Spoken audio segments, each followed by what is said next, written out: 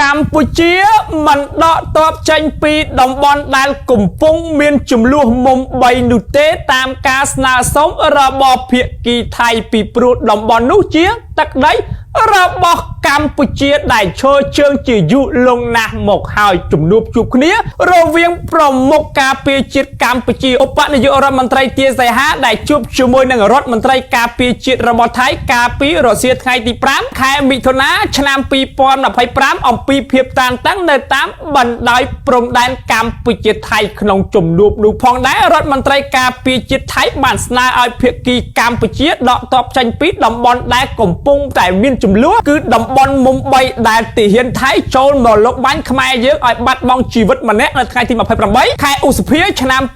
2025ប៉ុន្តែការស្នើសុំនេះត្រូវបានលោកពូទាសីហាឧបនាយករដ្ឋមន្ត្រីក្រសួងការពារជាតិបដិសេធភ្លាមថាมันអាចទៅរួចទេពីព្រោះតំបន់នោះជាតំបន់ដែលកម្ពុជាឈរជើងអស់ជាយូរលង់ណាស់មកហើយมันអាចទេអ្នកចូលមកបាញ់យើងក្នុងផ្ទះយើងហើយអ្នកស្រែកថាកន្លែងហ្នឹងជាដីរបស់អ្នកដែលយើងឈរជើងជាយូរលង់ណាស់មកហើយมันអាចទៅរួចទេការបដិសេធបែបនេះពិតជាធ្វើឲ្យប្រជាប្រដ្ឋខ្មែរក៏ដូចជាកងទ័ពដែលឈរជើងនៅតាមបណ្ដោយព្រំដែនក៏ដូចជាបងប្រុសស៊ុនរ៉ូនដែលបានពលីពិតជាមានភាពកក់ក្ដៅចំពោះថ្នាក់ដឹកនាំអញ្ចឹងសម្រាប់កម្ពុជាมันឆ្លៀនពៀនណាទេប៉ុន្តែក៏មិនអនុញ្ញាតឲ្យអ្នកណាយកដីខ្មែរសំបីតែមួយចង្អាមដែរឧបត្ថម្ភដោយ Lady Lara SD